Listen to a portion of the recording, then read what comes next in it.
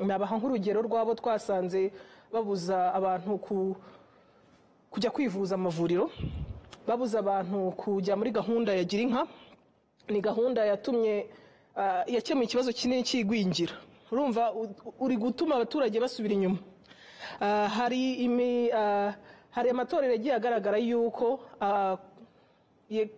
afata umwanya wose w'abaturage. Ni ukuvuga ngo kuva kwa mbere kugera ku cyumweru, kuva mu gitondo kugera nimugoroba, basaba kuba bicaye aho ngaho mu rusengero rwabo. Urumva ko nta kintu nawe ushobora kwimarira, nta kazi ushobora gukora, nta gushobora no kwiteza imbere. So ibyo ngibyo ni ukugenda dukumira icyo kintu. Kuri icyo requirement y'amasaha 1200 twakoranye n'inzego zishinzwe uburezi kugira ngo batubwire ati se niki mwemera nka equivalence yo mugiye kureba kuvuga ati formation, ubundi formation bemera amasaha 1200. Ntabwo twasaba bamwe bimwe abariko abandi ngo ko bari muri secteur imwe ngo ntitubibasabe. Urebye n'abize theology babariza imyaka, no kugira ngo niba ugiye kwigisha ikintu ari wowe gifatiyeho, ari imyemerere n'imyumvire yawe, uba ufite base ya formation wagize, ntawe ari ibintu hari abantu babyuka ngo yeretswe ashobora noneho guha kwerekwa se ntibibaho, yuzuye umwuka. Mbona amahitamo y'umuntu sinzi. Niyo mpamvu ari imyemerere, ni imyemerere. Ariko niba ugiye kuvuga ngo ngiye gufata urusengero, aba imyemerere y'abantu yose ari ngiye uyiguidinga, hari ahantu mba ngomba gushingiye. Ntago bibujije ko umuntu yaza kubwiriza akavuga ati Imana yanyeretse ibitangaza, ariko nimba ari wowe uri responsible, twebwe leta tukubona nk'umuntu uri responsible, uri liable, hagize ikiba ninde tubaza. Muri make muramusaba diplome ya theology, utarize theology mukamusaba formation muri theology ijyanye n'amasaha 1200. Abenshi hari amashuri hano yatanga, hari amashuri yatanga. Ninde wemeza ko umuntu yakoze ayo masaha? Ibyemezwa na heke. Na heke. Tubwire ku kindi rero kijyanye no kuvuga ngo umuyobozi w'umuryango ushingiye kwemera n'umwungirije bagomba kuba bafite ibyo ngibyo, ariko none hari n'ibyo babujijwe. Yes, babwira ko mugomba gutura bakubaka. Buri cyumweru mutanga amafaranga. Amafaranga ajyahe? Niki kibizeza yuko ari bwubake irwo rusengero? Niki kibizeza yuko urwo rusengero niba rwubaka rwanditse kuri iryo torero ritanditse kuri pastor we bwite? Kuko niko bigenda. Abantu bagatura ntumenye ngo amafaranga avuye he ajyahe. Iki kintu nicyo kugira ngo tumenye ngo niyo wabona tuye no kugabanya amafaranga agenda mu ntoki cash. Niba mwayabonye nk'itorero murayashyira he? Murayashyira muri konte, no kugira ngo tugire izo torero zifite konte muri banki. Murayashyira muri konte mwerekane n'ahaturuka.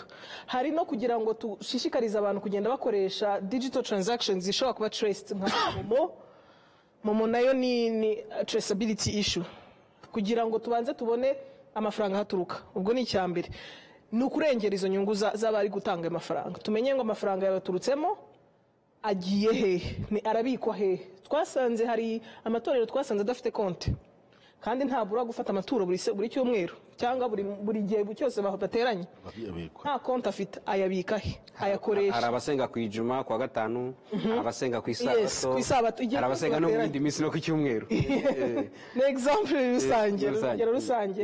Ariko ayo mafaranga ntumenya aho agiye, ntago bayajyanye muri konte. Nimba najyanye muri konte, ntago yajyanye muri konte y'itorero, kuko itorero ntabwo Irembo Ryera TV, Irembo Ryera TV. Minisitiri w'Ubutegetsi bw'Igihugu Dr. Patrice Mugenzi, Minisitiri tubaye ikaze. Murakoze cyane. Mu Rwanda ni igihugu kidashingiye ku idini iryo ari ryo ryose, ni igihugu gishyize umuturage ku isonga. Niyo mpamvu n'ibijyanye n'imyemerere hashize imyaka leta igenda ibikoraho ifatanyije n'abanyamadini, ariko n'ubukangurambaga bukorwa ku baturage. Minisita, ibi byose bigamije iki mu gihe leta ivuga umuturage ku isonga, ariko ku rundi ruhande ukabona hari ijisho nanone rero iri kuri imiryango ishingiye ku myemerere? Urakoze munyamakuru, reka nshime na RBA kuba yadutumiye muri iki kiganiro cyo kugira ngo dusobanurire abanyarwanda by'aya mabwiriza. Amabwiriza nk'uko bavuga ni amabwiriza y'ikigo cy'igihugu gishinzwe imiyoborere RGB.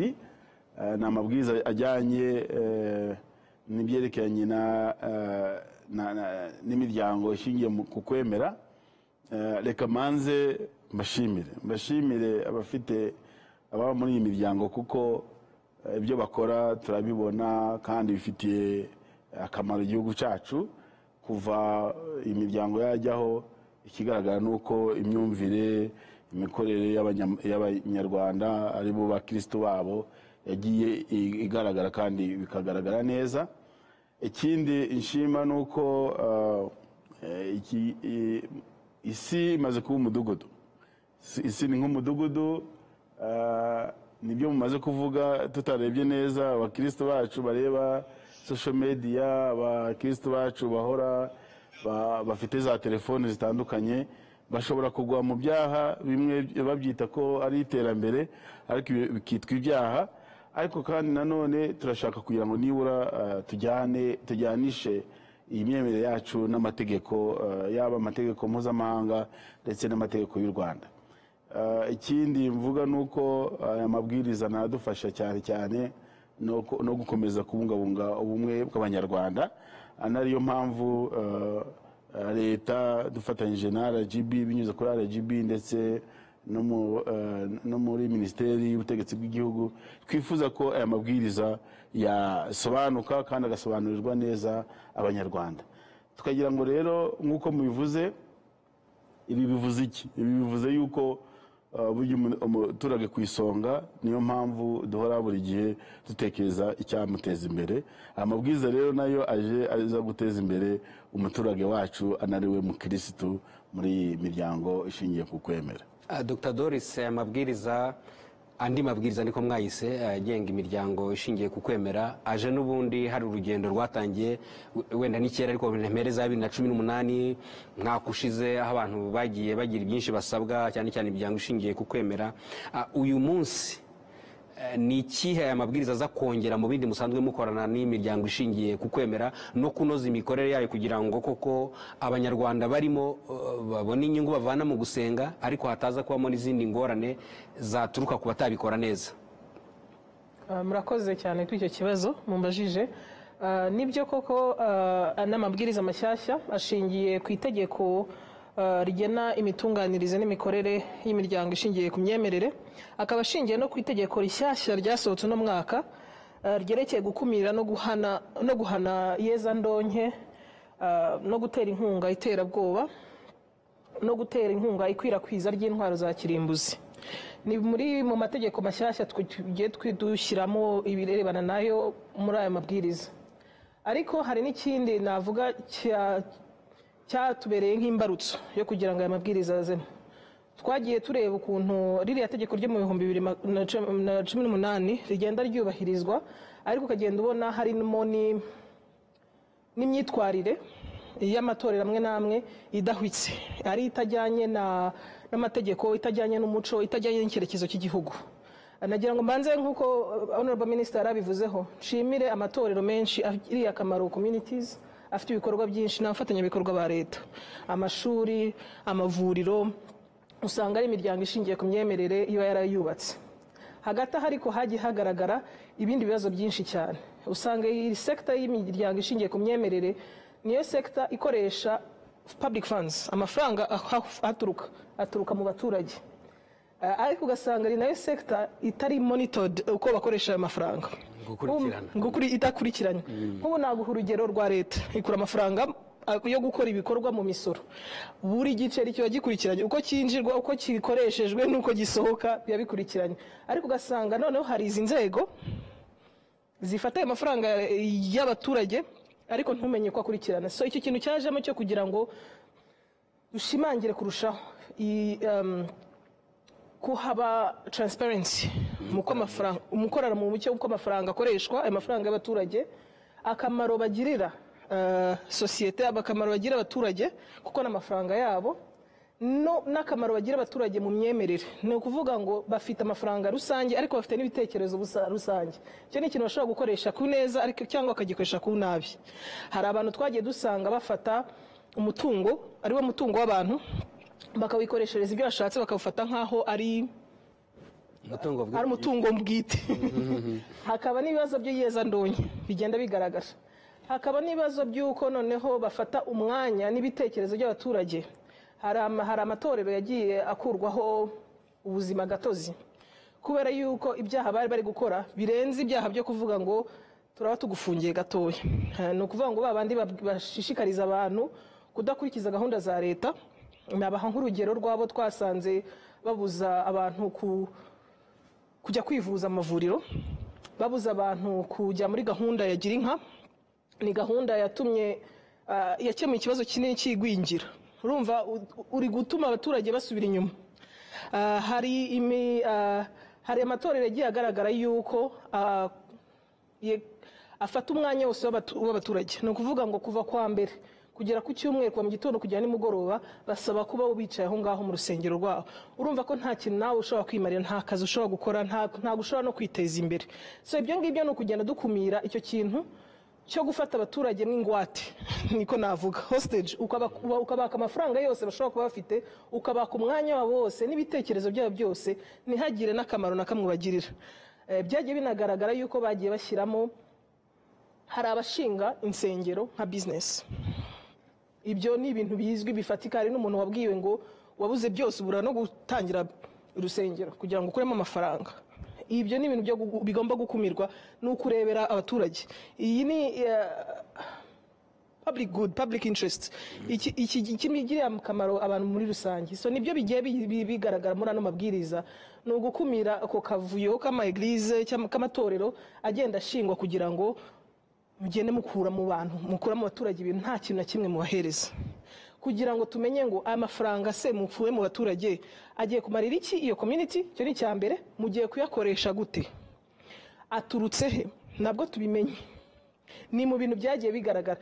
Hari amabwiriza, harimo ingingo mu mabwiriza, harimo izo ngingo zo kugira ngo dukumire icyo kibazo cya mushrooming, cy'abantu bafungura izo nsengero badafite gahunda nziza abaturage, n'abandi bafite ubwo buriganya, badakorera habona mu mafaranga y'abo baturage. Nibyo bibazo bigenda bigaragara bigomba gukumirwa muri ano mabwiriza. Minisita, aya mabwiriza n'ubundi aje hari ibindi byarimo bikorwa. Hari insengero cyangwa ahantu hasengerwa harenga 10,000. Abantu bari barabwiye bati mwebwe ahangaha nimwe muretse mubanze mugire ibyo mwuzuza. Ariko nanone hari n'umurongo wagiye utangwa n'ubuyobozi bw'igihugu, cyane cyane ku buryo imiryango ishingiye kwemera yatunganywa, ntihagire abo nakita barusahurira mu nduru bazamo. Wenda mwanatubwira ubundi bwo byari bigezehe kubahiriza biriya byari byarashyizweho? Aya mabwiriza se ni ugutangira bushya, ni ugukomereza aho byari bigeze, biraza kuzuzanya bite n'ibyari byaratangiye? Murakoze cyane. Nk'uko wari umaze kubivuga, ni processus igikomeza. Yatangiranye na Nyakanga 2024 ubwo isuzuma ryabaga mu nsengero ndetse no mu matorero na za eglise runaka, tugasanga harimo akavuyo. Ako kavuyo rero niko kaje hagaragara yuko nibura mu nsengero 14,000 dufite 9,800 byafashwe umwanzuro wo gufungwa, wo kuba ufunzwe. Ariko ibyo byose gufungwa bikaba ari muri rwa rwego nk'uko RGB yamaze kubivuga bwo kurengera inyungu z'abanyarwanda ari nabo bakristo. Kuko hari ubwo nk'uko RGB yavuze, ubwo izi nsengero zifata abaturage nka hostage, ukagira ngo nababo n'ingwate, ukagira ngo nababo, ntabwo ari ababo, n'ubwo n'abanyarwanda, n'abatura Rwanda. Niyo mpamvu agomba kubaho buri gihe amategeko arengera abanyarwanda. Aho rero niho mu rwego rwo kugira ngo nibura turengere ubuzima bw'abanyarwanda, iyo suzuma ryarabaye. Ariko ikimaze kugaragara nuko nk'ibyo byemezo byafashwe, amatorero agera kuri 652 amaze gufungwa burundu. Ubwo ne aho gusengera, ariko gusengera nuvuga ngo urebye asengerwa, ndetse n'ahantu hasengerwa 652, ariko ndavuga aho ngabo, ariko biracyakomeza ni gahunda nk'uko bambaje, ni gahunda igikomeza. Ndetse hari n'andi matorero yamba ubuzima gatozi completely, atari noza the churches cyangwa se maison de prière, ahubwo amatorero akaka ubuzima gatozi. Kubera iki? Kubera ko byagaragaye ko imikorere yabo yari mibi ndetse ishobora no kubangamira ubumwe bw'abanyarwanda. Urumva ko twavuze yuko tugomba kurengera ubumwe bw'abanyarwanda, amatorero yose atari in line with the government policy, cyane cyane ishingiye ku bumwe bw'abanyarwanda. Ayo ngayo amatorero arayobya abanyarwanda bacu. Ikindi ni uko guverinoma kandi irakomeje irisuzuma, ireba mu myigishirize ndetse n'ubutumwa buhabwa abanyarwanda niba butanyuranye na gahunda za leta. Yabivuze RGB, utekereze ko hari amadini cyangwa amatorero abuza abantu kunywa amata, sibwo abo ngabo gahunda ya girinka ntago bayirimo. Hari ayo tuzi abuza abantu kurya ibishyimbo, hari ayo tuzi abuza abantu noneho byaje mu bikorwa by'amajyambere atemerera abayoboke babo kujya mu muganda cyangwa se kujya mu bindi bikorwa by'iterambere ry'igihugu. Ese ayo ngayo yabamariye iki umunyarwanda? Rero ni muri urwo rwego Kagabo, leta buri gihe biri hafi kugira ngo nibura ifate ibyemezo bituma hatagira umuntu ubangamira gahunda zose za leta. Dr. Doris, iyo ndeba aya mabwiriza nagerageje kuyasoma, nayashyize nko mu byiciro 4 cyangwa 5 ariko 3 by'ingenzi. Icya mbere ni ibijyanye no kwiyandikisha, uburyo umuryango ushingiye kwemera wiyandikisha. Mwavuze yuko hari miliyoni 2 zidasubizwa, ndetse abantu batangiye kwibaza baravuga ati ariko se ko twe dusanzwe twanditse n'ibintu abantu barimo bakwirakwiza kuri za WhatsApp, baravuga bati hey, amadini yose agiye kongera kwiyandikisha. Nagira ngo uduhe umucyo kuri icyo cyo kwiyandikisha, noneho n'ibijyanye no gutangiza ishami rero mu turere. Baravuga ati dusanzwe turiyo deja, bimeze biti ibyo ngibyo? Nibyo hagiye hakwirakwizwa ku mbuga nkoranyambaga interpretation itari nyayo y'aya mabwiriza. Ubuzima gatozi ni ikintu kiremereye, navuga ko kiremereye. Ni ikigiha uburenganzira iyi miryango kubibaho, kubishobora no kubaka igakomeza ubuzima, ikaba ifite ubuzima gatozi nyine. Ntabwo ari ikintu ntabwo ari ikintu bakwaka lightly. Abafite ubuzima gatozi barabugumana, ntabwo bakeneye kongera kwiyandikisha, ariko bakeneye kuza kuhuza ibikorwa byayo nawe mabwiriza, byo bita compliance. Nko mu 2018 rino tegeko rigena imiryango ishingiye ku myemerere riza ryahaye abantu imyaka ingahe yo kugira ngo babe compliant, ariko ntago byabasabye ko bongera kwiyandikisha. Icyo babasabye ni ukuzana ibyerekana yuko mwujuje ibisabwa n'aya mabwiriza. Abanditse bakomeza banditse, ariko nk'ugiye gushinga umuryango ushingiye ku myemerere bundi bushyashya, noneho we agomba gukurikiza aya mabwiriza, agomba no gutanga aya mafaranga adasubizwa. Aya mafaranga yarasanzwe abaho, yari nk'ibihumbi 100 cyangwa 300, bimaze imyaka bitara ni ukubera yuko noneho ubu ngubu ni process ndende. Twakora ko tubiherwa ububasha n'itegeko rigena imiryango ishingiye ku myemerere, riduha ubwo bubasha bwo kongeraho amabwiriza y'ibisabwa. Ibisabwa ni byinshi, kandi bifata umwanya w'abantu benshi cyane kugira ngo barebe muri ibyo bintu bisabwa, kandi no kugira ngo dukumire ba bantu bavuga ati ngewe mfite 5 mu mufuka cyangwa mfite 100, reka ngende nandikishe, ndabizi ko nzakuramo arenze. Ntabwo ari business. Iyi si business. Ugiye gufata ibitekerezo by'abantu, ugiye gufata inyungu rusange, amafaranga y'abantu. Ibyo bintu byose ntabwo ari ibintu bifatwa alaleje uburyo bworoshye. Ariko ukiraho haranavugwa ko nk'ugiye gutangira umuryango bushya agomba kugira imikono 200,000. Nabonye baruta babe amashyaka ya politiki ishami 200,000 biti ni igihumbi nako 1000 birenga. Uwo mubare no kugira ngo werekane yuko community izi kuje kandi ugiye kuyigirira akamaro. Nk'abantu niba ufite abantu 1000 bashyigikiye kugiye kuza, bakavuga ati nta kibazo, ngwino winstare, ngwino. Ntabwo bivuze ngo basabwe kuba ari abanyamuryango b'iryo torero, ariko ari abantu bavuga ati natwe tuzatukurebera ko tugirira akamaro. Ni ukugira ngo tunakumire ba bantu bashyiramo amaegirize menshi, ugasanga nko mu gace kamwe yashyizemo amaegirize ye nka 5, nta vuriro na rimwe yari yahashyira, nta bikorwa, nta kwishyurira mituweli abaturage. icyo gihe abaturage nabo bazaba bakurebera baba nk'ijisho rikurebera kuvuga ati se ko twagusinyiye nguze utumariye iki. ariko Kagame reka ntunganire RGB kuko impamvu ugomba kubigarukaho nka minisitiri ushinzwe ubutegetsi bw'igihugu ayo mabwiriza anavuga nyine umugambi w'ibikorwa by'amajyambere ujyana muri ako karere ugiyemo none abaturage kugusinyira unadusobanurire uwo muntu azajya asinyisha binyuze mu zihe nzira ese azagenda wenyine inzego za leta zaba ziri kumwe nawe. yego urakoze reka maze mvuga yuko uko niba hari n'abayabonye bakaba kuyasobanura uko babishaka nuko babishaka nyine ariko ndagira ngo amabwiriza babwire ko yakozwe kuri consultations n'abanyamadini. Abanyamadini bibumbiye muri RIC aho bose amabwiriza barayabonye kandi batanze ibitekerezo.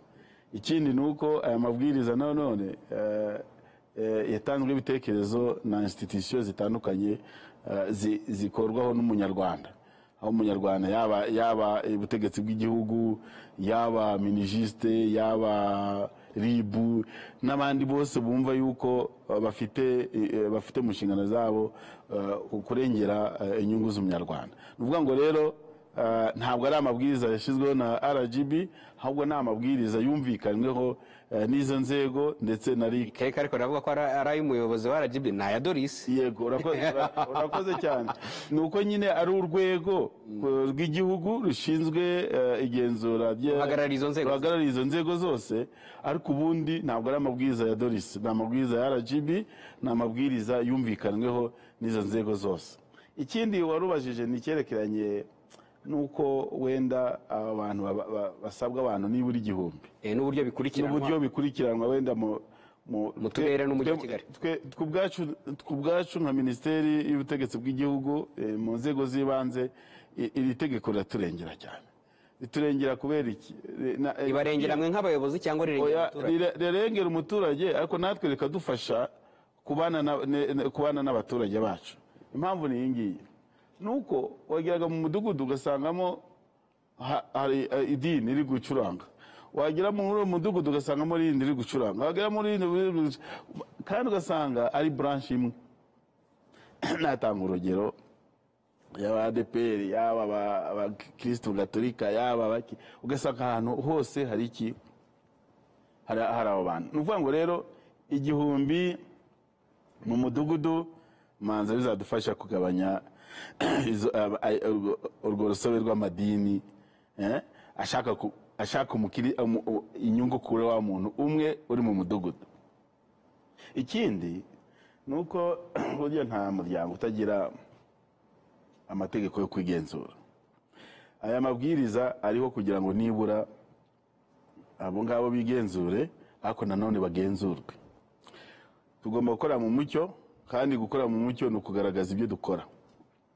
Niba iryo dini cyangwa iryo torero rije mu mudugudu zitazanyemo amazi urumva ari mariki. Hari aho usanga perezida w'igihugu perezida wa repubulika avuga ati hari aho usanga aho hasengerwa haruta robine z'amazi zishobora kuhaba. Si n'ibyo gusa aho hasengerwa hatari na toilette aho hasengerwa hatari n'amazi aho hasengerwa mbese ugasanga nibyo kuvuga ngo nugusenga byo gusenga sinzi nuko wenda abantu baba basenga igihe badashobora nibura kuba bafite izindi facilities zabafasha. Ikindi turabizi ko aya madini akoresha umutungo amaturo n'icyabayita amaturo n'icacumi ariko icyo cacumi kijya he niba nta kigarukira uwagitanze. Turi mu mibereho myiza turi mu iterambere ariko turifuza yuko kuba ayitanze bakubaka idini ni byiza ariko nibagire n'icyo bagarurira wa mukristo abone yuko icyacumi cye hari icyo kigejeje. Nacyo nashaka kubabaza urabona ko inzego z'ibanze zahawe ubushobozi wenda bunasanzweho ariko ndabona ko bushobora kuziyongera niba bashobora gukurikirana icyo gikorwa cy'umuntu ugiye gusinyisha abantu nibura 1000 mu gihe ashaka gutangiza iryo shami ariko no gukurikirana ko bafite ibisabwa. Inzego z'ibanze zifite ubwo bushobozi zirubatse zifite umuntu wabashinzwe ibyo bintu. Urakoze cyane. Inzego z'ibanze zifite ubwo bushobozi mu bufatanye n'izindi nzego hari ibintu bisaba intelligence, hari ibintu bisaba amakuru y'ubutasi, niko nabyita. ibyo uvuga ni ukuri kuko ahangaha hari ibyo yavuze money laundering nayo urayizi nuko yoza ntonge uretse n'iyoza ntonge hari n'abantu baba funded n'abantu batazwi. iyo umuntu atagaragaza umufandinga akenshi ubwo uravuga umuterankunga turashaka kumenya amafaranga idini rikoresha riyakura hehe. Ese ni mu cya 10 gusa? Ase aho niyo twaba dukereya ikintu gisa naho no gushigikira abantu iterabwoba, ugasanga ariho banyurira bagasenya politike y'igihugu. Ikindi nuko twifuza kugira ngo nibura mu byo dukora abantu 1000 hari ubwo bavuze se bazaboneka niba bataboneka kandi muri iyo area nyine niho bazaboneka nibura mu midugudu 3 cyangwa 5 ifatanyije. Muri icyo gihe bizadufasha natwe kumenya ngo ese abagiyeyo bavanye iki. Muri iki gihe turavuga uzi mu madini menshi turavuga isuku. Ese niba pastor ashobora kwambara ikoti rikamubera, umukristo wagiye gusenga yambaye ikoti yakarabye neza, byo ntibyamubera. So turashaka ko dukurikirana mu madini no mu matorero niba uburyo bashira mu bikorwa na gahunda za leta. So gusenga gusa, gusenga no uvuga ngo ni morale niki? Morale muyita mwiki? Uravuga gusenga ujya ni ukuvuga ngo umuntu yisanishe akore byiza, sibyo bimuvuye ku mutima. Siko bimeze? Nuvuga ngo uwo mutima mwiza w'umuntu urwaye amavunja ubaho. Umutima mwiza w'umuntu urwaye amavunja ntago ubaho. Turifuza ko nibura amadini afatanya na leta guhindura umuturage mwiza, yaba uburyo d'ordre social, bwaba d'ordre économique, ndetse n'uburyo d'ordre politique, kuko muri politique nkuko RGB yabivuze ntabwo ari kwirwa umuntu asenga apfukamirije ngabure kuja no guhinga bure kuja mu kazi. Nibyo ubwo mwinzanye ku zindi ngingo zireba imikoreshereze neza y'umutungo no gukorera mu mucyo. Nibutsa ko gukorera mu mucyo namwe mu mahitamo u Rwanda rwahisemo nyuma ya jenoside yakorewe abatutsi, iby'ubumwe byo mwabivuzeho, ariko no kureba kure nayo mahitamo, ariko ngarutse kuri ayo gukorera mu mucyo, kubazwa inshingano. Ingingo ya 16 Dr. Doris ivuga ibijyanye no gukumira ihererekanya ry'amafaranga mu ntoki. Ubwo icya 10 amaturo mu matorero y'i Kigali nayo mu cyaro abantu bazajya guturira muri banki, batanga icya 10 muri banki. Ntabwo mutekereza yuko bishobora kuzatuma aya madini nta cyongera kubona? Unabijyanishe n'ibindi bijyanye no kuvuga ngo kugenzura umutungo. Leta irashaka kugenzura umutungo w'amadini kubera iki?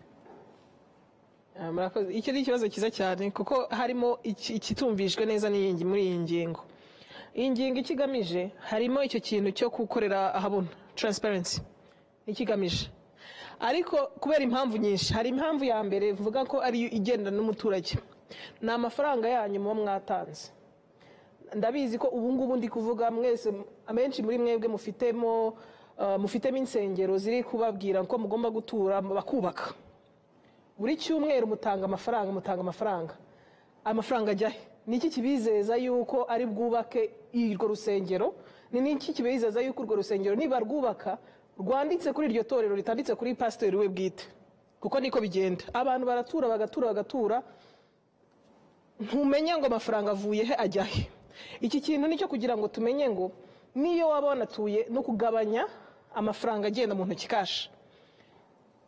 Niba mwayabonye nk'itorero murayashyira he?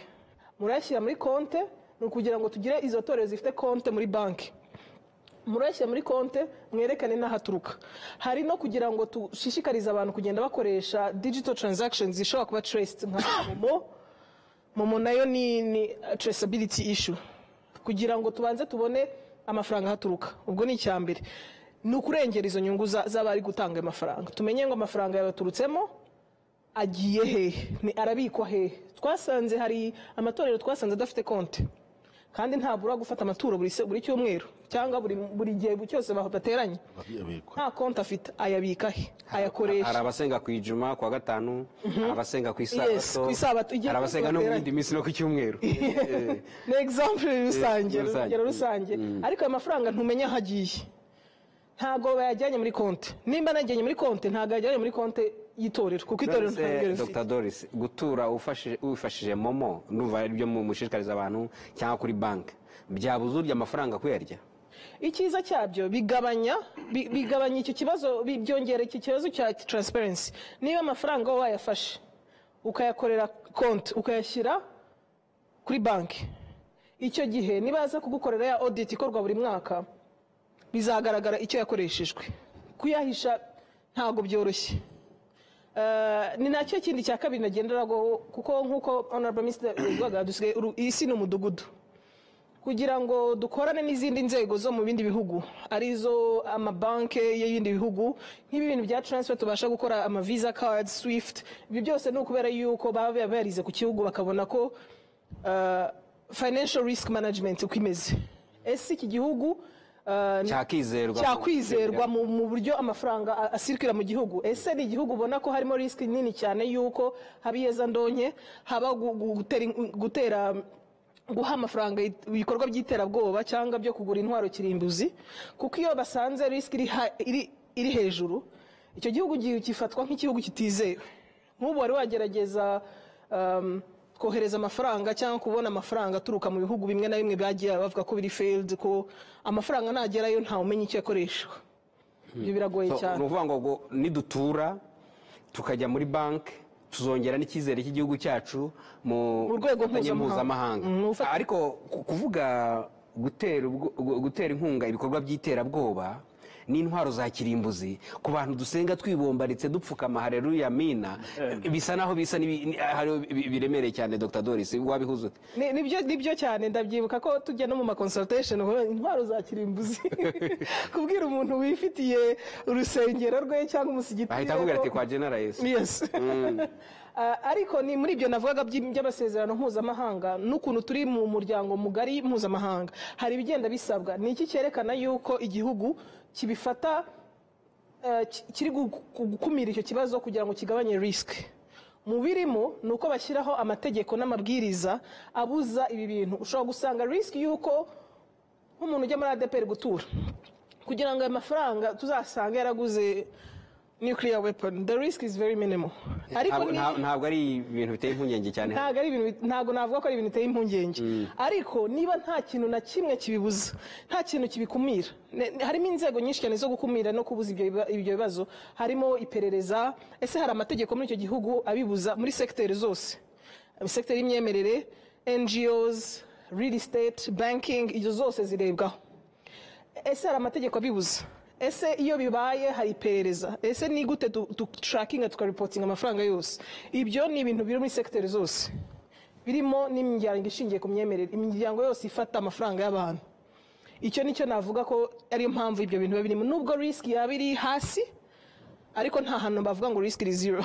Ariko risk hano mu gihugu twavuga ko iri hasi cyane. Ingingo 11 muravugamo ubugenzuzi, gushaka abahanga mu by'ubugenzuzi bw'umutungo. Ese abo bahanga ni uwo muryango ushingiye kwemera ubishakira, ni urwego rwa leta ruza rukabikurikirana? Hari none n'abavuga bati ariko iyi leta itangiye kutubwira ngo duturiye kuri momo no muri za banki, uretse ko hari n'abatangiye kubikora, ubwo ntiyabitangiye igiye kudusoresha? Ntabwo tudusoresha abantu bwabo, bafite imisoro batanga. Ariko igikorwa cyo gusoresha imiryango ishingiye ku myemerere cyo n'ubundi kirahari. Hari imisoro batanga iyo baguze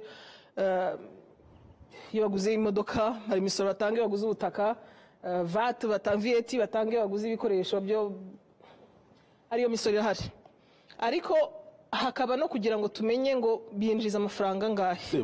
Baramutse basoze Kagabo ko amafaranga yatanzwe, ko tuzi ko igihugu cyubakwa n'imisoro, abo abanyamadini bo bakira ayo maturo baramutse bo basoze bo Minisita, ibyo uvuga nibyo, ubwo nanjye ndakuzana ku bindi bihugu aho iyo jyewe ngize ibikorwa bizamura imibereho y'abaturage leta yamvanira mu musoro. Ariya amadini n'amatorero ashobora kuba afite ibikorwa by'impuhwe bakora, leta se yo yaba yiteguye kubivana mu misoro batanga? Yes, iyo niyo mabwiriza ari aha ngaha n'andi mategeko agomba gukurikizwa kugira ngo barebe. VAT ntabwo ireba abacuruzi, umuguzi niwe uyishyura, ni umuguzi yishyura. None ko bo bakora ibikorwa by'ubucuruzi batanze VAT ntacyo hari icyo bitwaye, cyane cyane ko ari amafaranga nkanjye wagiye gusaba serivisi natanze. Hanyuma se izo impost revenue iyo bayitanze biba bitwaye iki? Ariko mu gihe wenda bitaragera kuri urwo rwego, ni byiza yuko tumenya ngo ese umutungo w'igihugu ungana iki. Umutungo w'igihugu harimo n'ayo mafaranga abakirisitu batanga yitwa ngo ni amaturo. Kuko mu mutungo w'igihugu, kugira ngo tumenye ko igihugu cyacu kiri kwidevelopa, kigaragazwa n'uwo mutungo GDP y'igihugu, kandi harimo n'iki n'ayabo ngaho. Kugira ngo tuyamenye amenyekane, nuko agomba kuhagiza reka mbabaze nk'ubwo wabivuze gatoya, wavuze ngo mbese ngo ba auditors, abagenzuzi.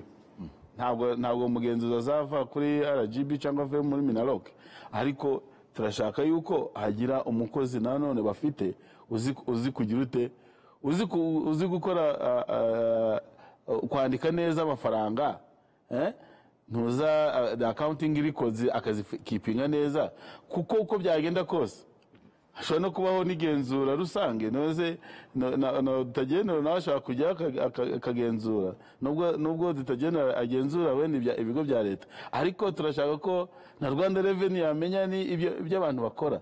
So nuvuga ngo uko byagenda kose turifuza ko transactions, financial transactions z'iyi miryango igamije imyemerere nabo mbese baze. Reka tubimanure iwacu muri wa mugani kwa Kanyarwanda aho dutuye. Itorero riri iyo ngiyo ntiriwe mvuga hariho iyo kure. Murabizi neza ko ayo matorero yose afite ubwo bushobozi, nabo baturage bose bafite ubwo bumenyi bwo gukoresha yaba banke zaba izo mobile money. None biragaruka ku nzego z'ibanga. Ntabwo kubera amabwiriza agiyeho uyu munsi, ntabwo arita wenda hise avanaho ubundi buryo baturagamo, ariko ikigamije nuko twese twakoresha cashless, nibura ibyo tukabikora ku buryo buri smart. Aya mafaranga, burya amafaranga uhaye umuntu mu ntoki n'amafaranga wohereje kuri ntabwo ari mandatory, ntabwo ari hamwe, no kuminimizinga no kugabanya, utabikora nta kibazo byamugeraho ingaruka. Oya, ariko uba urisivinga bagomba kubicisha mu mabanki. Ariko nuvuga ngo niba wayatanze bakayatanze, hari ibiseke, hari utwibo, hari udufuka bayakirira, yego noneho bayabare, hanyuma bayajane kuri banki. Hanyuma ndatekereza ko no mu mabwiriza harimo plan d'action y'iyo miryango, bagaragaze plan d'action yayo n'ibyo amafaranga azakoreshwa. None Minisita, ukiri aho, mu bihugu bimwe urebye akazi amadini n'amatorero bakora, hari igihe za leta nazo zibaha amafaranga, bakavuga ati mwigisha kurwanya ibiyobyabwenge, murafasha muri gahunda zo kurwanya imirire mibi, nabo bakabanyuzamo amafaranga. Ese leta yo yiteguye kugira ikiha amadini n'amatorero? Uretse ko wenda ntabivuga byose, aya mashuri y'amadini yagengwa n'amadini, yaba Gatolika, yaba abaporose, yaba aba ADPR, abakozi babo bahembwa nande? Abenshi abakozi babo bahembwa na leta. Hari inkunga iruta iyo ngiyo muri gahunda yo kubaka amashuri. Ayo mashuri ahubwo wenda bavuga ko inkunga ya mbere baba hari ukubaha abaturage umutungo w'igihugu. Ubivuze neza. Kuba leta ivuga ngo n'abo baturage namwe ni abanyu dufatanye kubigisha, nta nkunga iruta iyo ngiyo. Ikindi ni uko no mu bikorwa byose iyi miryango ikora ifashwamo na leta. Dr. Doris, iki kintu cyo kwandika ishami mu karere ndagira ngo mugisobanure neza, kuko hari ibisanzwe biriho, hari imiryango ishingiye kwemera, hari amadini n'amatorero asanzweho. Uyu munsi ukababwira uti niba mugiye gufungura ishami murubahiriza ibi n'ibi hari n'amande nabonye muvugamo iyo umuntu utabyubahirije ngo ya miliyoni 5 nabyo wabidusobanurira neza. Icyo ngicyo ni ikintu bita collaboration letter, ni ibaruwa y'ubufatanye bakura mu nzego z'ibanze kugira ngo bagaragaze yuko ibikorwa bafitiye umushinga wo gukora bashaka gukora bijyanye n'ibikorwa by'iterambere by'ako karere, priorities z'ako karere. Ahangaha twagiraga ngo standardizing ibisabwa kugira ngo niba ugiye gusaba muri aka karere n'aka karere n'aka karere ibisabwa bibe biri bimwe hose. So twagiye dusaba ko mwerekana abashaka gushinga iryo shami berekana gahunda bafitiye ako karere ko guteza imbere ako karere n'ibindi bigenda bisaba kugira ngo umenye ibisabwa, ntuzajye muri district imwe bagusabe bimwe ahandi batabigusabye. Hari no kugira ngo natwe ubwacu tumenye ngo hari amashami angahe mu gihugu. Nk'ubu ngubu iyo tuvuze ko hari insengero 14,000 hakaba hari 1000 bigera ku 10 byafunzwe, abantu baratangara ati se ko nzi ko dufite nk'amadini atarenze 3-4 ni gute tugira insengero 14? Ni ukubera yuko ubundi iyo uje kuri RGB kwiyandikisha wandika uwo muryango wawe umwe, ubundi ukaba ufite ubwo burenganzira bwo gufungura amashami yose, ariko ugasanga tutazi umubare. Nk'ubu ngubu naguha urugero rwa iyo uje kwiyandikisha, umuntu akiyandikisha nk'umuryango akagenda agafungura ama branches 3,000 ariko yanditse rimwe. Nyuma y'ama branches buri branch igagenda ifungura icyo bita prayer houses, niho dusanga hari icyo bibazo by'abantu bagenda bakijya mu ngo z'abantu ngo ni prayer houses, babandi bajyana abantu mu mashyamba ngo mu butayu. Nabyo ni ibibazo. Ni ukugira ngo tumenye ngo wafunguye hehe, aho ugiye hari izihe standards ku buryo utazashyira ubuzima bw'abantu mu kaga. Hari abantu barohamisha ngo ni prayer house kuko bagiye gusengera ngo muri Yorodani ugasanga ni Nyabarongo. Hari abantu bajyana abandi mu ishyamba, ariko nitumenya ngo ugiye gufungura branch dore inzego zigize iryo shami, harimo inzego za audit nk'ibyo twavuze byo gukorera habona, harimo inzego zo kugira ngo zikemure ibibazo by'amakimbirane bigenda biba, nabyo byabaye ikibazo cyane kigenda kigaragara. Nicyo kintu navuga ko cy'ingenzi kugira ngo tubone imikorere ibe standardized. Collaboration letter rero twavugaga aho ngaho iyo bari imikoranire n'ubundi igira igihe cyo kurangirira. Hano rero twatanze mu mabwiriza amezi 12 bivuga ngo abo ngabo bazajya basabwa kongera gushaka iyo baruwa imikoranire. Ni amezi 12 cyane imyaka 5. Harabona abonye mvuga imyaka 5. Imara igira ubundi yagiraga ibihe bitandukanye bitewe na district. Hari zatangaga imyaka 3, hari zatangaga umwaka, ariko hano twabigize hamwe hose ikaba imyaka 5 kuguha umwanya wo gushyira mu bikorwa imishinga yose waba ufite, ku buryo nuza gusaba indi baruwa bazareba ati se mu myaka 5 ushize wakoze iki, bitwaye gute muri community, wagiriye iki community akamaro. Aya mabwiriza nanone nabonye mutanga igihe cy'amezi 12 kugira ngo abantu bitegure. Sinzi niba wabisobanura neza icyo bigamije nabyo. No kugira ngo abantu babone umwanya wo kwitegura nk'uko minister bivugagaho, ntabwo kuko tuyashyize hano ku mugaragaro kwa 5 bisaba ngo ku cyumweru uno munsi mwese muba mwujuje ibisabwa. Turabyumva ko hari ibintu bisaba umwanya, nk'iyo tubasabye gushyiraho izi nzego, nubwo itegeko ryabisabaga ariko ntabwo ryabisabaga amashami. No guha umwanya abantu gushyiraho amashami, guha umwanya abantu kugira audit committee ishobora gukora audit, aba comptable babigenewe, guha umwanya ayo masengero kugira ngo ajye gukora ahantu gukorera ahantu bafite ubuziranenge hadazashyira ubuzima bw'abantu mu kaga. Nuguha iyo grace period nk'uko itegeko ryo mu 2018 ryatanze grace period imyaka 5 ku bintu bijyanye n'amadiplome. Baravugaga bati kugira ngo ubone diplome isabwa ni ibintu bifata nk'imyaka 5, maximum 5. So baha abantu imyaka 5. Niyo mpamvu habaye ni assessment y'imyaka 5. Ese za diplome mwarazibonye? Ku bindi twabahaye igihe cyabyo murabikora, ariko kuri diplome tubahaye imyaka 5. Nuko werekana ko dukorana n'abantu, no gukorana n'abantu, no kumva ko guha umwanya abantu kugira ngo bagere ku bisabwa. Ese minister genda ndamutse mbonye ko urusengero rwanjye cyangwa aho nsengera hatujije ibisabwa nk'uko hari zagiye zisabwa kubanza kubyuzuza, nge nkikoreshereza urw'abandi. Urakoze cyane. Ko bisetse minister nuko birahari. Yego birahari kandi ntabwo ari byiza. Ubundi twifuza yuko niba ari idini yego reka mvuge niba collaboration niba kuba amadini yose akorera mu bumwe nka RIC ntacyo bitwaye, ariko byaba byiza ibikorwa by'idini birangiriye muri infrastructure z'idini. Ese wabonye aho idini ribaho rivuga ko rizagira Yorodani bakaja gukodesha muri hoteli gushaka piscine babatirizamo abantu? Sibyo ibyo bintu numva biri fair? babatirije umugezi se uwo mugezi se wabo kandi ari nabyo RGB yavuze byuko ushobora kujyana abantu kubabatiriza muri Nyabarongo, uw'ingoni izabya uzamwishingira ute? Ni byiza yuko abantu bamenya ngo tugiye gukora iki ngiki, ariko tugomba no kurengera ubuzima bw'abaturage bacu ari nabo bakristo babo. Uko byagenda kose icyo tugamije kandi icyo amabwiriza agamije, ntabwo tugamije yuko bareka gusenga ni byiza babihisemo, ariko no badasenga nabo ni abanyarwanda, sibyo?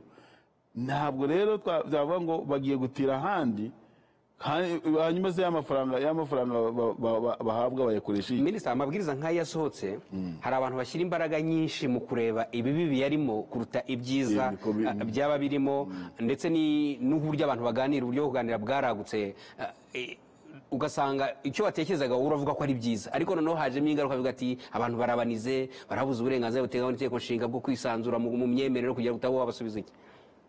Urakoze cyane. Abo ngabo n'ubundi ntabwo bababuza critique zibaho nta kintu, ariko hari ingingo zibanze cyangwa de rationnel y'aya mabwiriza. Aya mabwiriza afite impamvu yayo, uzaza gushaka izindi mpamvu nuko nyine azazana sinzi niba rizanyura mu igazeti rya leta, ariko uko azabigenza kose harimo ashobora kritikera akakubwira ati ingingo iyi wenda inyuranye n'itegeko iri n'iri. Reka nabyo ntacyo bitwaye. Aya mabwiriza arahari uyu munsi nk'uko hari andi mabwiriza, natwe tubereyeho kugira ngo amabwiriza tuyapudetinze kugira ngo kugeza igihe azabera buri wese. Ikindi nuko nk'uko twabiganiye n'abahagarariye amadini bagatanga ibitekerezo byabo, ntabwo bibuje yuko n'uyu munsi batanga n'ibindi bitekerezo. Ese reka muwamuteganya ko abo banyamadini bemeranya kuri ibi bitekerezo byose, cyangwa hari mwagera mukavuga muti okay nubwo tutabyemeranya ariko twe turareba inyungu z'abanyarwanda bose nubwo tutari leta ishingiye ku ibyo uvuze bya nyuma n'ibyo byo. Ese abantu turi gukorera aya mabwiriza, twagomba no kwibaza abantu turi gukorera amabwiriza, hari ikibazo cyari kiri mu yandi mabwiriza yari ahari? Igisubizo ni yego. Ni nayo mpamvu dushaka kugira ngo tuyaharmonize, sibyo? Muri aya mabwiriza kuba twaraganiriye yaba n'uyu mubare wavuze igihumbi imikono, ntabwo ari imikono by the way, n'abantu igihumbi mbese, ariko bashyiraho indangamuntu zabo bakanasinya niko ingingo ivuga. Of course, kuko niba bemeye kuba abanyamuryango b'iryo torero cy'abakirisitu. Ariko ko ari abanyamuryango cyangwa bishobora no kuba ari n'abandi bashyigikiye ni ukuvuga iki? Nuvuga ngo Doris, abo ngabo igihumbi byaba byose igihumbi nibo ntabwo ari bazabazana abanyaburaya, sibyo? Bazane abaganda, ahubwo bagomba kuba ari abanyarwanda. Ubundi bazabakuraho abo bantu ni muri uwo mudugudu ugiye kujyamo cyangwa bavana aho ushatse hose mu gihugu, bagomba kuba necessary bari muri uwo muryango. Icyo navugaho ndashaka gushimangira ku byo mwari muvuze cyane mbere yuko nsubiza icyo kibazo. Hari ibintu wakwita non negotiables bitagirwaho impaka. Nta mpaka twagiraho, nk'ibintu byo kuvuga ngo abantu bagendana insengero mu mufuka. Ni ukuvuga ngo uno munsi babaho aragenda akandikisha itorero rye, akagenda agakodesha, ugasanga nk'inyubako imwe bayikodesheje ari 5, aho agiye ikibazo arafunze, utuntu twagiye ahandi kandi aho hose agiye hasize ibibazo. Ibyo bintu ntabwo biri negotiable. Ntabwo tuzavuga ngo ntabwo tuzihanganira kubona ngo umuntu afite akabari hano hejuru yashyizeho urusengero, kwa gatanu azaba ari akabari, kwa gatandatu bebero byabaye urusengero. Izo zigendanwa mu mufuka ntabwo zizihanganirwa. N'abandi bavuga ngo ngewe ubwanjye urusengero rwanjye ntabwo rushaho kuza ibisabwa, ariko nzajya nkodesha inyubako y'urundi rusengero yujuje ibisabwa. Mwese muzakwa ubuzima gatozi. Ibyo byo ni biri non negotiable. hakaba n'ikindi twagiye tubona cyane, hari abantu bakorera izo nsengero babita abahereza abandi bagira abadiyakoni ugasanga aba bantu yego ntibibuza ko umuntu ashobora kuvuga ati ngewe ngiye guha amasaha 3 ku cyumweru ngiye kuri eglise yanjye ngiye mbakorera nk'umuvolontaire, ariko ugasanga bafite abantu bakora mu byo wavuga ko ari full time, kuva mu gitondo kugera nimugoroba barahakora, kumuhemba umuhembye nk'ari faveur cyangwa ntumuhembye kuko ari gukora akazi k'Imana, ariko byitwa gukora umurimo w'Imana.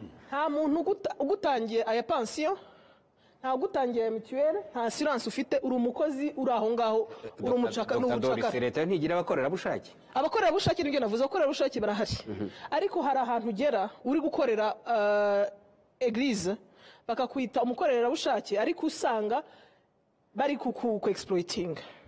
Ntago wambwira ko umuntu ukora kuva kwa mbere kugera ku cyumweru, kuva mu gitondo kugera nimugoroba, nta mushahara umuhaye, nta insurance umuhaye, narwara biragenda gute, nagira ikibazo adashobora gukomeza akazi biragenda gute, nta hantu wamwishingikirije, muri aya mabwiriza saraho mwabivuze irimo cyane, kuko dusaba ko abantu bazana icyemezo cya RSSB cyerekana ubwo n'abafite za korali ziririmba se nazo bazazishyura. none se kaga abakorerabushake birirwa ku idini abana bakarwara bwaki, abo nibo dushaka. Ashobora kutarwara bwaki ariko ukakira. Oya, none utarwaye bwaki, none se niba kwa benshi ubona birirwa ku nsengero, sibyo? Wabaza ngo umugore akana kaba hehe, aba ku rusengero, nyuma yaho iminsi ibiri ngo urugo rwasenyutse. Turashaka kubaka sosiyete nyarwanda, ingo z'abanyarwanda zikaba ingo zikomeye, wenda zifite morale y'idini, ariko nanone rigute zifite gahunda yo kwiteza imbere. Nibyo arabivuze bya RSSB, abivuze nka mituweli. Umuntu wirirwa mu rusengero adafite mituweli, RSSB bari kwigirana n'umuntu mufanye amasezerano y'akazi. Oya no, wowe turukwa RSSB ukabifata nka ya indi yawe nk'umukozi wa leta. Turavuga muri RSSB harimo n'iki, niyo mituweli de sante. Mituweli de sante uyibona gute? Uyibona ari uko wakoze. Ngewe idini mbamo twishyura n'abantu za mituweli. Urakoze cyane. N'ahandi uwo muco w'iwanyu uzakwire no mu yandi madini yose. Noneho nibura tumenye ngo uriya muntu uri gusenga hariya ntaragira ikibazo mu rusengero, nkabura uko ajya kwivuza. Abenshi rero Kagabo turabafite bameze batyo, bagatanga imisanzu yabo bakivuga ngo abakorerabushake ni abadiyakoni, ariko bakaba umutwaro hehe kuri leta. Muri make ikintu cyo kuvuga ngo abantu bitabira umurimo wo guhera mu nsengero kuva mu gitondo kugera nimugoroba batarimo gukora cyane rwose. Reka tugaruke Dr. Doris ku kijyanye noneho muri aya mabwiriza, ndasatira n'umusozi sigara iminota nk'itanu ku birebwa abayobozi abahagarariye umuryango ushingiye kwemera, haba no kuri iryo shami. Hari abafite impamyabushobozi y'Iyobokamana, hari abo nabonye mu masaha bize ibindi ariko ngo bakaba bari Iyobokamana amasaha 200. Ibyo nabyo babitubwira. Hari nabo nabonye ngo batemerewe kuyobora umuryango urenze umwe. Hari ikintu cyagiye kigaragara kuri icyo requirement y'amasaha 200.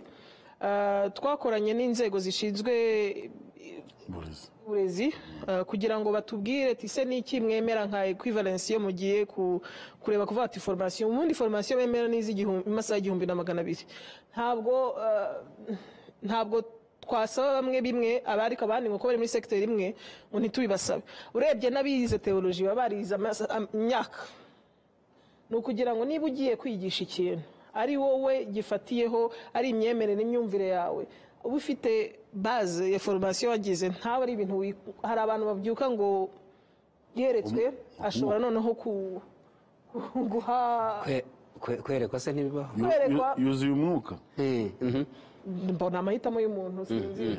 Niyo mpamvu ari imyemerere, ni imyemerere. Ariko niba ugiye kuvuga ngo ngiye gufata urusengero, aba imyemerere y'abantu yose ari ngiye uyiguidinga, hari ahantu mba ngomba gushingiye. Ntago bibujije ko umuntu yaza kubwiriza akavuga ati Imana yanyeretse ibitangaza, ariko nimba ari wowe uri responsible, twebwe leta tukubona nk'umuntu uri responsible, uri liable, hagize ikiba ninde tubaza. Muri make muramusaba diplome ya theology, utarize theology mukamusaba formation muri theology ijyanye Itangwa n'amasaha nande? 1200. Abenshi hari amashuri hano yatanga, hari amashuri yatanga. ninde wemeza ko uwo muntu yakoze ayo masaha ibyemezwa na na heki na heke tubwire ku kindi rero kijyanye no kuvuga ngo umuyobozi w'umuryango ushingiye kwemera n'umwungirije bagomba kuba bafite ibyo ngibyo ariko noneho hari n'ibyo babujijwe. Yes, ntago bemerewe kugira insengero nyinshi. Nicyo kintu twasanze umuntu ahagarariye uru rusengero, ahagarariye n'urundi haba icyo kibazo cy'uko dabora iby'umutungo. Ukiri aho ndi musenyeri wa diocese hakaba hari amatorero menshi aho ngaho ntago nabanyakuriye. Urabona nk'iyo uvuze diocese bayandikisha uyikuriye ayandikisha nk'itorero rimwe. Donc abakuriye iyo diocese gusa. Ikintu cya hierarchy y'amadini cyakora gute kugira ngo cyuzanye n'ibyo bavuze ko hari ubu bafite umuyobozi ku rwego rw'igihugu wenda ku rw'intara wenda wabwita diocese cyangwa se na paroisse kumanuka hasi bikora bite kugira ngo uhagarariye ku rwego runini azanareberera ayo matorero yanditse mu turere mu nzira zitewe n'amategeko hose. Okay, nicyo twita twebwe mu legal representative. Ninde uhagarariye iryo torero imbere y'amategeko. Mushobora kuba mufite itorero rifite amategeko yaryo bwihariye yitwa canon laws, ariko twebwe imbere y'amategeko ya leta, imbere y'amabwiriza ninde uguhagarariye. Nk'iyo ugiye gushinga umuryango ugendeye ku myemerere, natanga urugero kuri wenda abakatolike yandikisha diocese yego akaba ari umwe uyikuriye. Ntago yaba ari umwe kuri diocese ifite za paruwasi nyinshi ifite paruwasi. Yes. Izo paruwasi nazo ziza kwiyandikisha nk'amashami, yaba ari paruwasi, yaba ari succursale, yaba ari centrale, twe tuzibona nk'amashami. Musenyeri aba ari uyakurira nayo ni uko of course nawe kuriye diocese ariko ntago azakurira diocese ebyiri. Niba agiye bamujyanye ahandi kubera amategeko yabo internal bakamujyana mu yindi diocese, azaba avuye gukurira iyo diocese ya mbere, baza batwereka impapuro bati ntago agikuriye akuriye.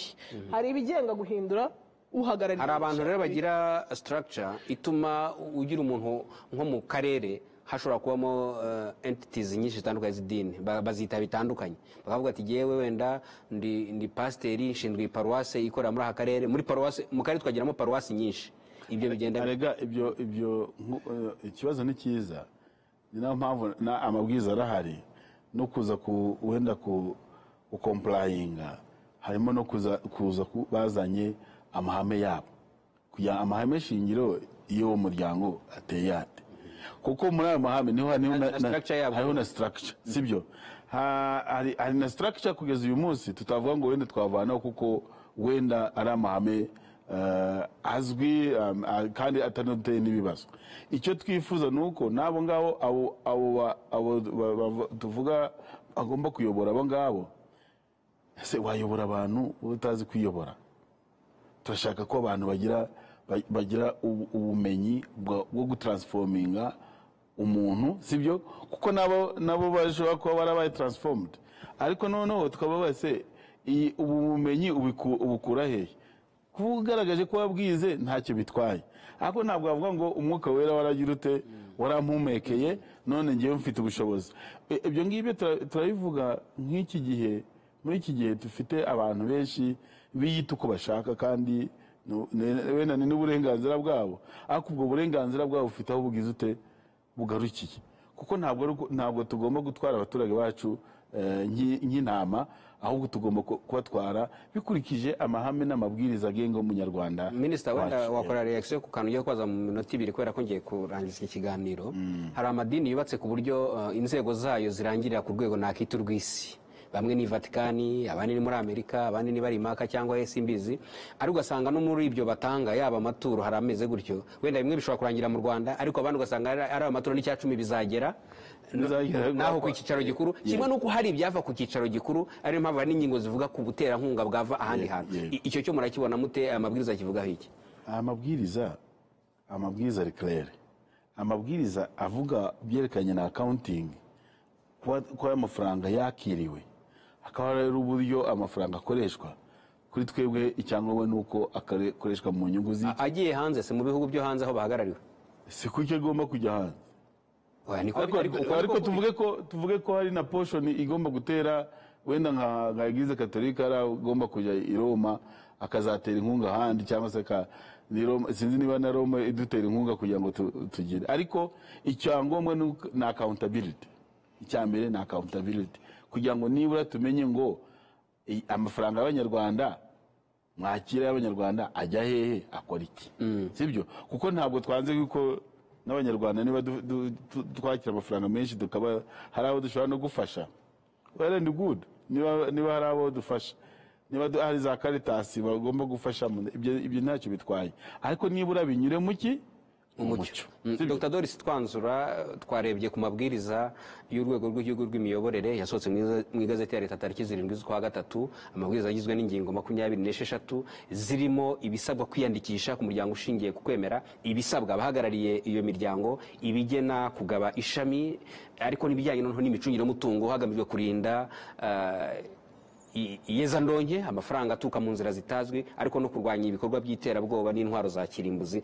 Twanzura wabwira iki abari muri iyo miryango ishingiye ku kwemera n'uburyo amabwiriza azakurikiranwa kwashyirwa mu bikorwa? Murakoze, tuzakomeza gukorana. Mvuga ko yuko RGB n'izindi nzego za leta zose turafatanya bikorwa bano matorero. Icy'ingenzi ni ugukomeza kuganira tukabafasha kugira ngo buzuze ibisabwa n'aya mategeko. Kuri urwo ruhande nicyo nababwira. Ikindi, ntabwo aya mabwiriza aje kubangamira imikorere yabo, aje kuyishyira mu mucyo no kuyinoza kurushaho. Kandi nka leta tuvuga yuko niho n'uburinganire tuba turi kwinshiringa. Ntabwo twashyiraho amabwiriza ngo ayareba abakatolike, ayareba abayisilamu, oya, ni ahantu buri wese ashobora kwisanga akavuga ati ibi ngibi ni ibintu, ni imirongo ya bazi niyo dufatiraho tugenderaho, kubasaba ko ibintu byose bikorwa mu mucyo, kubasaba yuko inyungu za rusange arizo ziba zirebwaho, ntabwo ari ibintu buvuga ngo hano ngo nabadohorera kuko ari abangaba cyangwa basi nabadohore, no kugira ngo tunoze imikoranire kugira ngo dukomeze tugakorane neza, turateza imbere igihugu cyacu. Minisitiri, wenda nko mu munota umwe, ibi byose turabivuga bigamije umuturage, ari leta, ari ayo madini, ari bandi bose turahurira ku muturage, niwe centre d'intérêt, niwe duhuriraho. Uwo muturage twifuza ko azaba ameze neza mu cyerekezo 2050.